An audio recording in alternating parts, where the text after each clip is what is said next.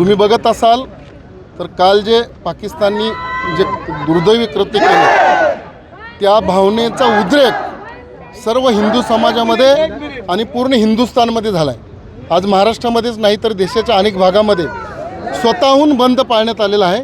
आम्ही सर्व पक्षाचे डोंबिवलीकर नागरिक आज रस्त्यावरती उतरलो आहे आणि स्वतःहून नागरिकांनी आपली दुकानं असतील, आपले सगळे व्यवसाय असतील ते बंद केलेत। काल अतिशय नीच कृत्य पाकिस्तानी केलं आणि हे पाकिस्तान नीच आहे, तुम्हाला मला सगळ्यांना माहिती आहे।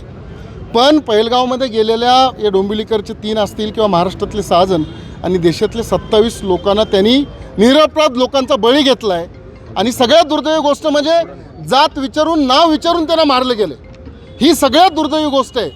आजपर्यंत अनेक आतंकवादी हल्ले झाले किंवा या सगळ्या गोष्टी घडल्या, तिथे इतकं झालं नव्हतं। परंतु काल जे आपण टी व्हीवरती बघत असाल किंवा ज्यांच्या घरी दुर्दैवी घटना घडली त्या लोकांकडनं आपण ऐकत असाल तर नाव गाव जात विचारून त्यांना मारले गेले। ही सगळ्यात नीच कृत्य आहे आणि मला खात्री आहे की आमचे देशाचे पंतप्रधान, आपले सगळ्यांचेच पंतप्रधान नरेंद्र मोदीजींचा हिसका त्यांना माहिती आहे पाकिस्तानला।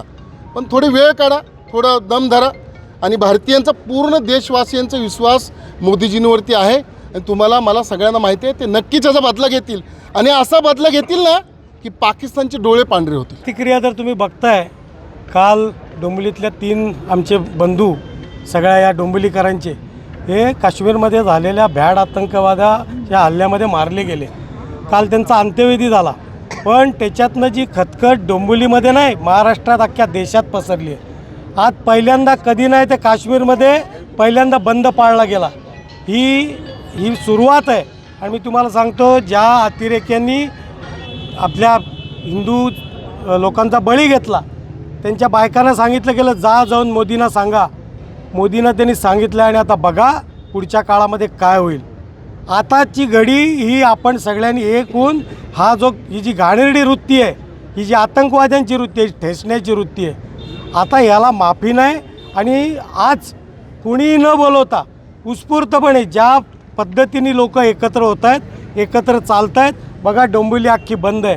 कुणाला जबरदस्ती नाही करायला लागली बंद कर म्हणून, लोकांनी स्वतःहून बंद ठेवलं। हा लोकांच्या मनातला राग आहे आणि तो पुढे येतोय।